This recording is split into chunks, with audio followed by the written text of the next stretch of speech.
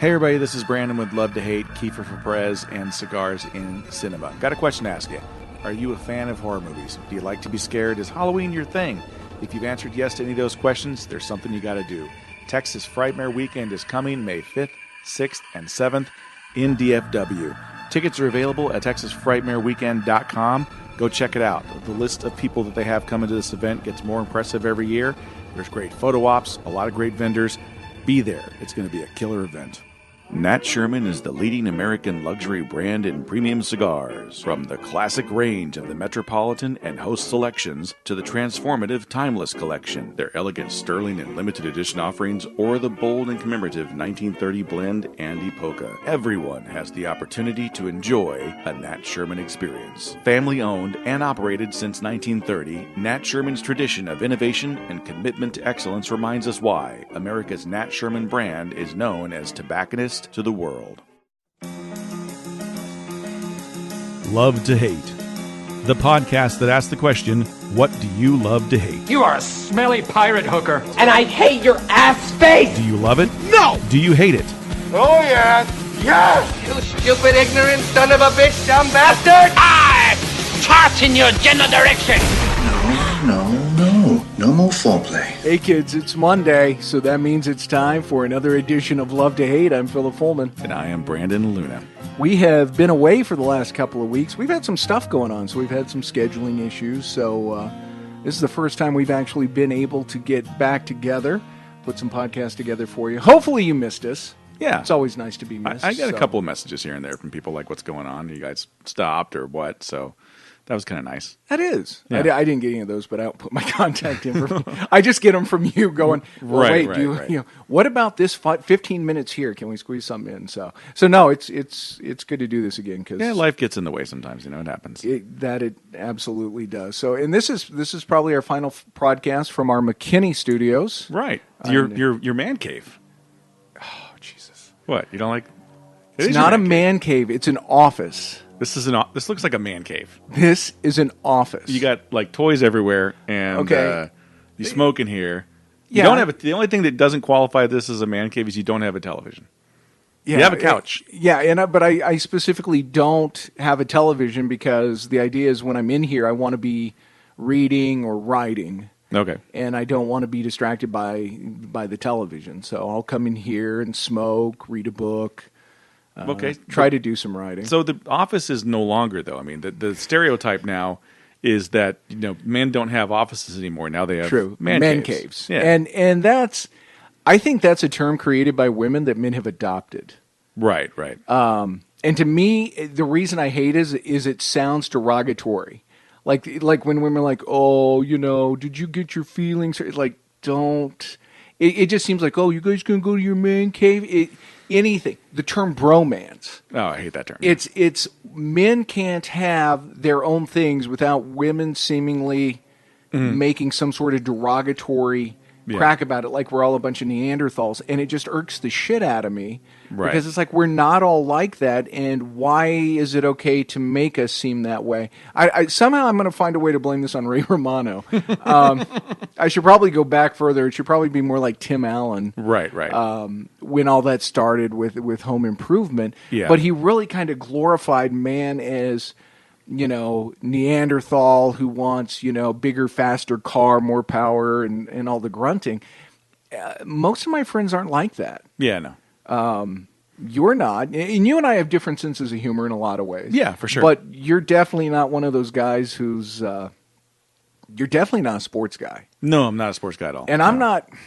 I like live sports. I'll see live Right. sports, and I understand sports. I don't watch TV sports. It just, And I keep up a bit with the teams I like, but anytime I know more about sports than somebody, I know, wow, they really don't know sports. So I that tells me you're right. totally out of it, which is fine because not everybody likes that. But that's a stereotype that we're going to be parked on the couch, all weekends, swilling beer, watching whatever sporting event happens to be on.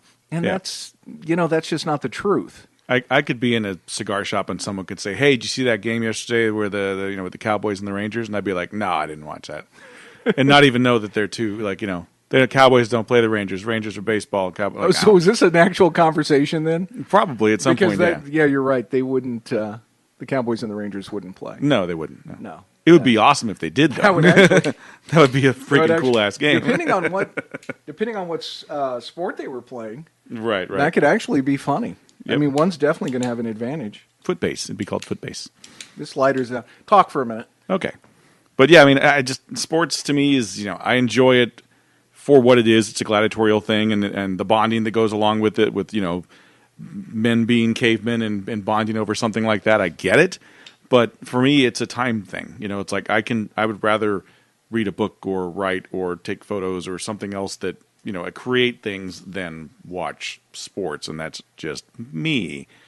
So, the main argument I hear is why would I rather watch something when I could participate in it? Right, but I'm too old to participate in it. Well, see, and that's kind of my thing. It's like I can participate on video games, but then that also is a waste of time to me too.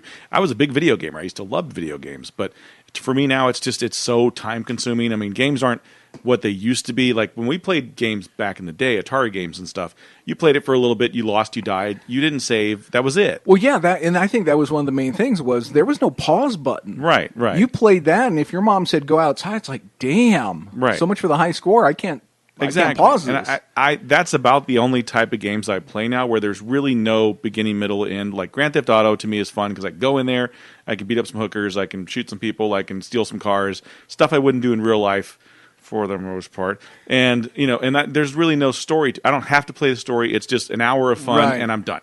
And that's really, if there was sports that I could do that with, then great, I'd be all in. But there's not, It's golf. It's yeah. Well, and a lot of guys talk about that, but every golfer I talk to, there seems to be a lot of stress involved. Right, like I could go to golf. I could go to Top Golf and do that. Sure. That would be fun. I would be all about that. That'd be a great time. But that's something I would do sparingly. It wouldn't be something that I'd do every day or want to do every day. So I don't know.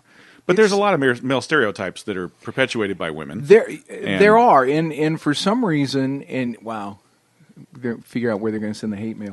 No, right. But I think it's like we have that demographic. Come on, true. But it's okay to stereotype men. Yeah. We're not out going, hey, you're hurting my feeling. Well, but it's one of those where it's like it's okay because it's funny. Yeah. And here's the thing, though. Here's what there was a paradigm shift probably between the 50s and the 60s. Yes. Where men were men and women were women, and men were at this standard of, they provide, they do this, they do that. Women, if women were to say something like, oh, you're going to go in your little man cave, a man would be like, we're having none of that, and slap her. And it was acceptable, Right. And then somewhere around the 60s, free love and all this shit happened. And all of a sudden, it's okay for women to basically debase men and knock them down and drop them down a couple of pegs.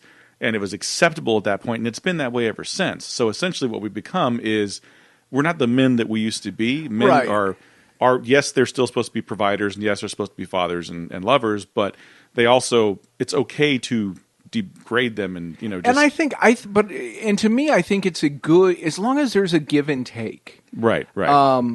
You're talking, to me, it's all about the portrayal. And even if you watch, Leave It to Beaver, Ward wasn't an idiot. Right. But June didn't treat him like an idiot, and he didn't treat June like an idiot. Right. You watch Home Improvement, and he's an idiot. He's an idiot. He's always made to look like an idiot. Right. And then she's automatically smarter than him. Right. And then you get to Everybody Loves Raymond, and he's the typical... I'm a dumb guy. And you look at him, it's like, how does he have a job as a sports writer? He's not that bright. Right. But always screwing something up. Just that idea of like men are dumb. And there were so many sitcoms that came out in the early 2000s. Mm-hmm. The one with the fat guy, Kevin James, whatever that King was of called. Queens, yeah. Yeah. It was all the same thing. And it's like, why can't we have one where both the husband and wife are competent and we can still mine comedy out of that instead of... well, men are just boobs. Right. Because the thing I find is then that kind of takes a life of its own, and then that becomes the stereotype of like, well, men are like that. And it's like, not the ones I know. Right. The last couple of shows that I remember seeing where men were portrayed as men and not boobs and good fathers, and the family unit was, the mom and dad were a couple, and they worked together, was probably 70s show.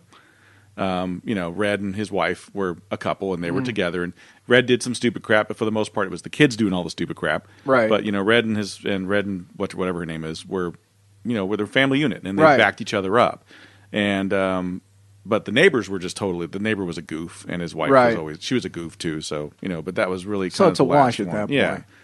But there was another one too, and I can't think of it now. But there's a couple of shows where what's that one with the Munitz? Frankie Muniz. Yeah. Oh, the one with Walter White. Yeah. Everybody hates Frankie Muniz. Shit, what was that show Malcolm called? in the Middle. Malcolm in the Middle. Malcolm in the Yes. Middle. Family was a family unit. The mother and dad were equals, and both were equally kind Yeah. of goofy. exactly. I don't, then it sounds like, well, we shouldn't be putting that stuff out there because it affects. I mean, that's ridiculous. People are going to take away from media what they take away from media. Right. But it just seems like, okay, enough with that. Mm-hmm. It's just overdone. And like I said, but it's creeped into Society. It has. Yeah. Well, you get stuff like the Blue Collar Comedy Tour. And it's like, oh, dear God. And maybe I'm being too broad there by saying that's male stereotypes. Maybe that's more Southern stereotypes. But Right. watching that, I'm like, No, Not that guy. I can't really relate. But it's just Foxworthy talking about how men act. It's like not the ones I know. right. And the other thing where I differ, and I think I differ from a lot of guys on this one. So maybe it's my own story. But bathroom humor. I don't find farts funny. That physical comedy like the Stooges. I don't get the Three Stooges. Really? No. Yeah. I like that stuff. I don't get it. I think farts are funnier in real life than they are on film. I think it always feels forced. Pun intended. The humor just seems forced. But so, yeah, you know what I mean. Yeah. That in a spontaneous moment in real life, it can Then be a funny because situation. it's that awkward funniness. Right. But the scene in Dumb and Dumber where he's got the squirts on the toilet. Right. I mean, it just went on too long. The idea was funny, but it See, and to me, we're talking about physical humor. right. An ex of mine, we had to sit. She wanted to watch Dumb and Dumber. Mm-hmm. I hated the movie, but I did laugh at one part, and it's when so Jim Carrey runs off the jetway. Didn't laugh. He gets home and he's talking to Jeff Daniels about his day, and he's like, "Well," he goes, "I fell off the jetway again," and then I lost it because now it's like. Okay, you just threw that in. So this has happened before. So it was the Right. verbal part and having to create in your mind, what is going on. Right. That to me was funnier than watching him actually run off of it. Right. But I'm probably more of a verbal. We're verbal humorists. Yeah. I mean, we like that. Well, type of stuff, like so. Blades of Glory again. Didn't like it. I didn't like Blades of Glory either. But there's a scene where they're showing the picture of the two of them. To just random people, like, what do you think? Should men ice skate together? And this one guy's looking at the picture and goes, wait, the blonde one's a dude? Right. And it's like, I don't even need you to explain it. I already know. That's funny. Right. I wasn't a big fan of Talladega Nights either. You know Step how it Brothers I lives like, on but- is in people quoting it. Oh, yeah. Same with Anchorman. Not a big fan of it. I think the Will Ferrell movies have a lot of great concepts, but then I find myself wishing he would have done them like the guy whose name I can't think of, Waiting for Old. Guffman. Yeah, I know you're talking about. Yeah, He's married to Jamie Lee Curtis. he is, and I don't remember his name. It's not either. Michael McKean. No, the guy from Spinal Tap. Yes. Yes. Man, that's going to irk the shit out of me.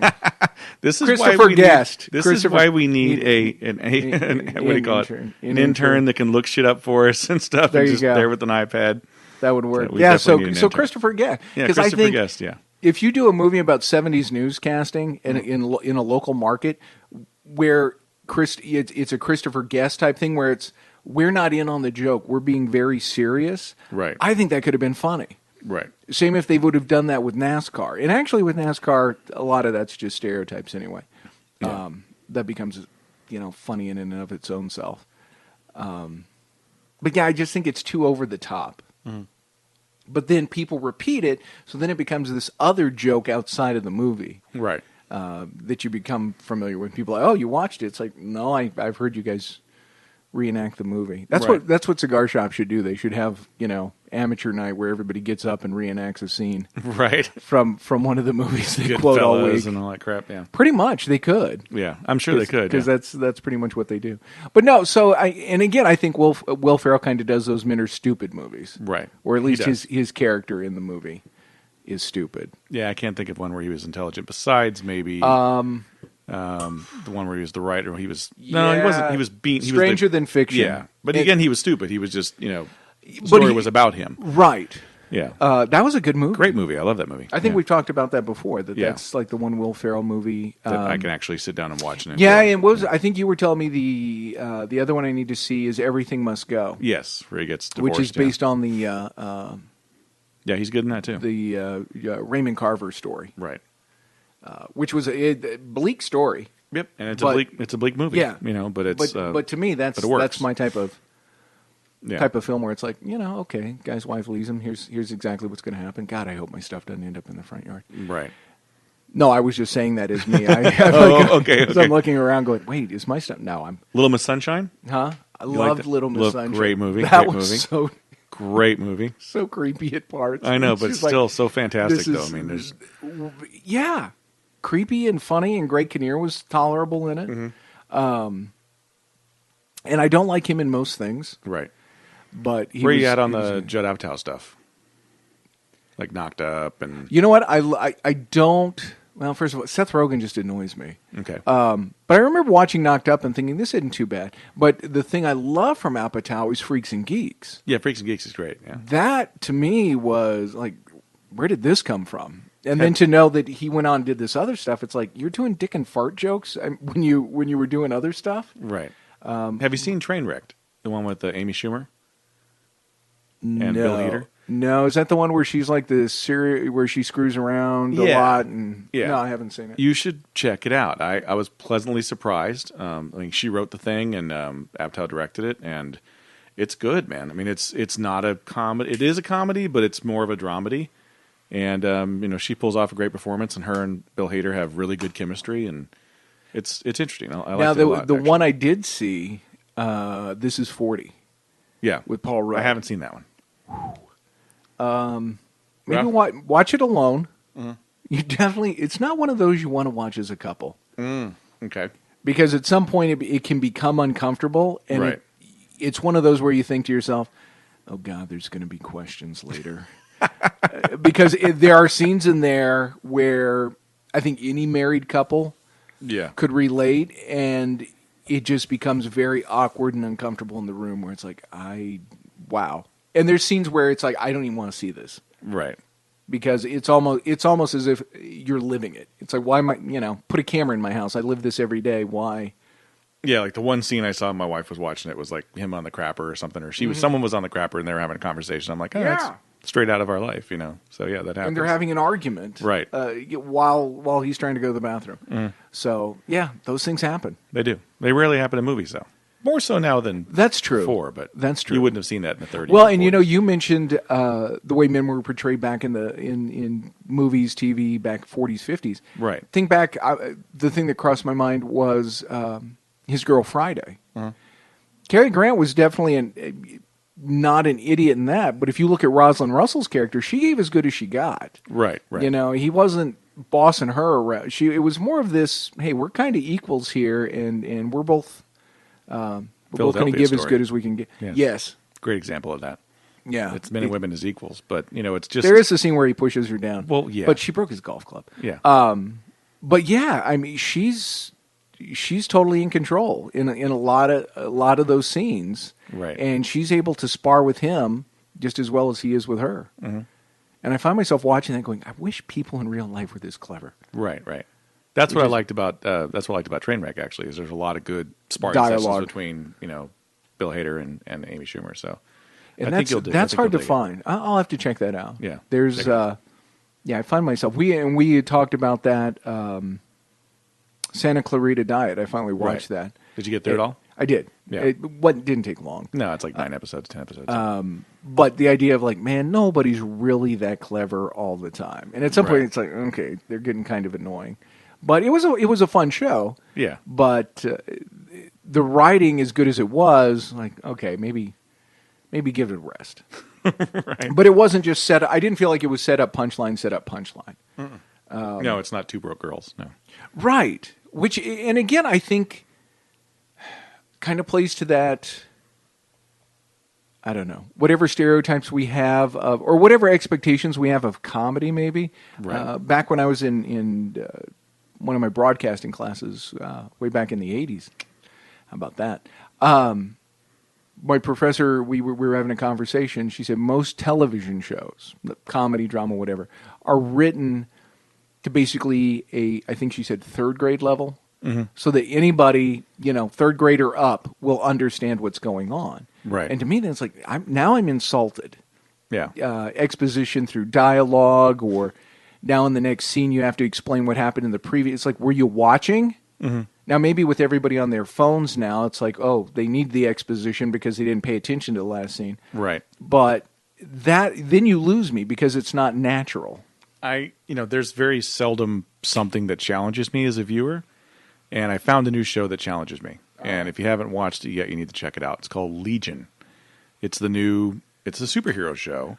Right, I've read some. Yeah. I've seen articles on it. I've not clicked on any of them. But Westworld also was pretty challenging. I liked Westworld a lot. But I've yet to check that one out. Definitely check it out. But Legion is like the first episode. If you get through the first episode and it intrigues you, the rest of the episodes are really good. But like, just tells you how different man and woman are. Like, I was totally intrigued. I'm like, this, it was there was really no linear story. It was interesting. The way it was shot was cool. You're trying to figure out what's in the past and what's now, and what's real and what's fake, and it just was really cool. It was very engaging. I paid attention. It kept my attention. Right. It was about an hour and 10 minutes long, so it was almost movie length.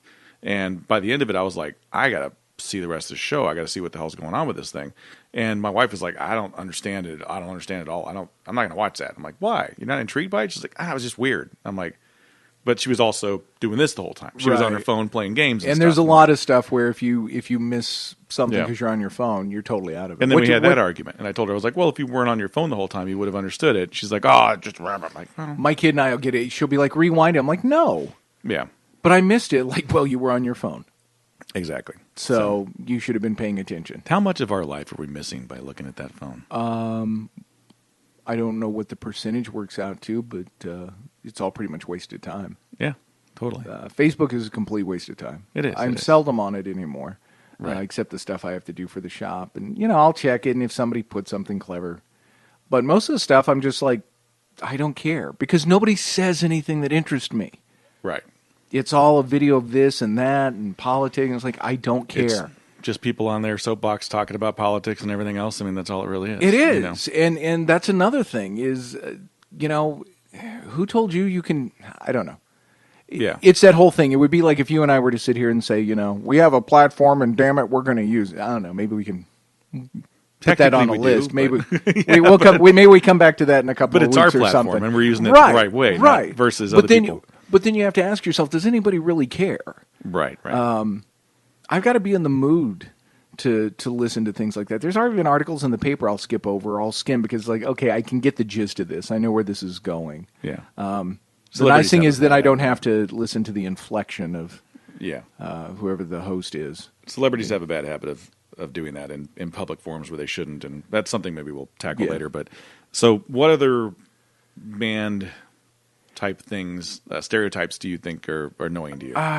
Well, did I mention the beer swilling? I think I mentioned that a little bit, that, that men just drink beer like pigs and... Yeah, the whole walk around in your, hand wife down your beater. pants. Yeah, I do not know a guy who does that. But yet somehow that's a thing they do in movies and TV. It's like, who? Archie Bunker? Archie never did that. No? I don't know. Al Bundy? Al Bundy was the one. Maybe. Probably. That was the catalyst. Maybe. And I Homer Simpson. Yeah. Well, and that's true. Homer is played that way. Mm-hmm. Is very much. But Homer goes beyond being a male idiot. Homer is just an idiot. A straight up idiot. Yeah, it's. I don't feel like they're talking about, hey, men in general are stupid. It's like, no, pretty much everybody on that show is stupid. Right. With the exception of maybe Lisa. Being in Texas, the truck thing gets to me once in a while. Yeah. Especially when a guy's hauling, going 100 miles an hour. pulling up behind you and just honking and flipping you off because, Right. you're going 70 when the speed limit's 70 and you're still in the left lane. Right. But he gets ticked off about it. He goes around you with his little plastic balls on the back of his truck. Rubber balls and or whatever those yes. And somehow that guy's married or has a girlfriend. And again, I don't know what I'm missing. Or again, I speak only from a guy's point of view, but I don't see how a woman looks at that and goes, hey, that's funny. He put balls on his truck. I'm like, really? That's classy. Because I've always tried to, it's like, man, be more Cary Grant, less Larry the Cable Guy. Right. And yet, but somehow that hits a demographic. That is basically the equivalent of the mud flap women, but on a individual's truck. Basically, is what that is. It's a more offensive version of that, I think.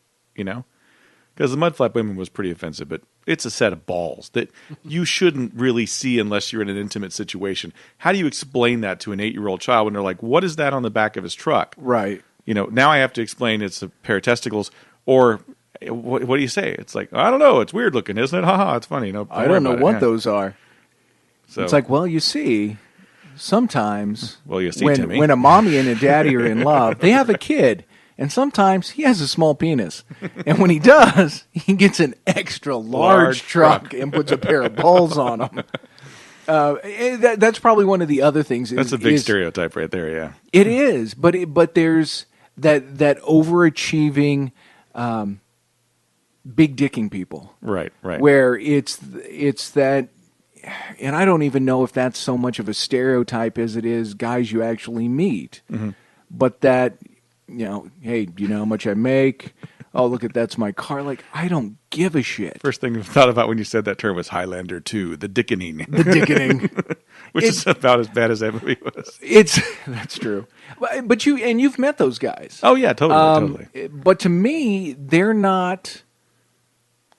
I've worked for those guys in my lifetime. Yeah, as have I. To me, I don't think they're...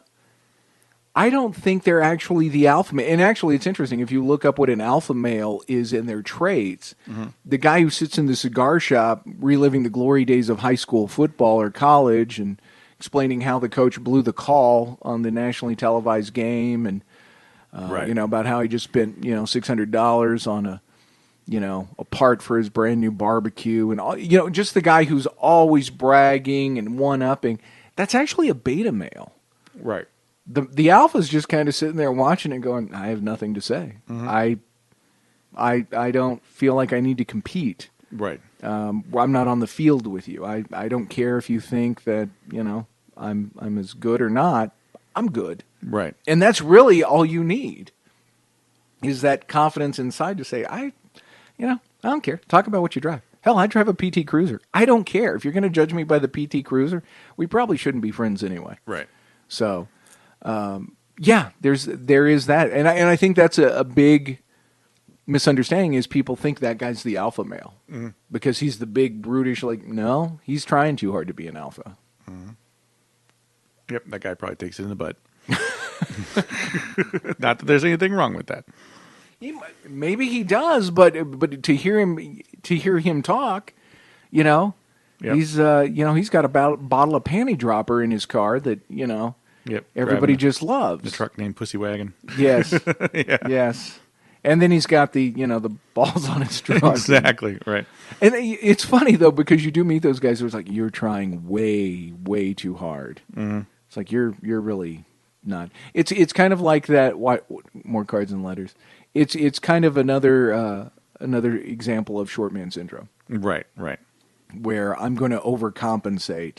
Whether it's for being short, having a small penis, or just having an average penis, but you're tiny. Mm-hmm. So you feel like you have to overcompensate for that and prove, hey, I'm as good as everybody else. Right. So it stems from insecurity. Yeah. There's really nothing we can do to combat these stereotypes nowadays, though. I mean, they're pretty hardwired. They are, and I think that's my big push and why. Irks me because it's like, no, that's not the case, but it is, and I think maybe it's because it's how we're portrayed in the media is like we're all a bunch of buffoons, right? So, I guess it's just one of those things we live with, and the only thing you can do is when you leave the house every day, just be the best you can be, you know, and try to fight the stereotype that way. That's all you can really do. Pretty much. Yep. God. Well, anyway, like I said, I don't. None of my friends really fit that stereotype. You don't. Yeah. You use big words on occasion, so Yeah, on occasion. yeah. Well, whenever it's fitting. So, if you're listening to this and you think, "Wow, those guys sound like a couple of stereotypes," Is that one guy black? is that we want to thank you for tuning back in. Like I said, we were off for a couple of weeks because of scheduling. Things like that. But we're back now. We'll have some episodes ready to go for you in addition to this one. But in the meantime, if you're missing us and you want to go back and listen to some old episodes, Brandon's going to tell you where you can. Brandon! You can get them at iTunes and iHeartRadio. And if you have YouTube, it's a thing. Go check it out. We got our videos there. They're not videos of us, but they're just, squiggly lines and us talking. So still It's a need to cat get in a picture tree. up there. Yeah, exactly. But you can also tweet us at Twitter at Love to Hate Pod if you want to give us some ideas and suggestions for the show. And you can also hit us up on the Facebook page and listen to the episodes there and like our page. Please like our page. We like it when you like us. Because in that way, we are insecure. You like us. You really like us. That does it for us this week, kids. You guys have a great week. We'll talk to you soon.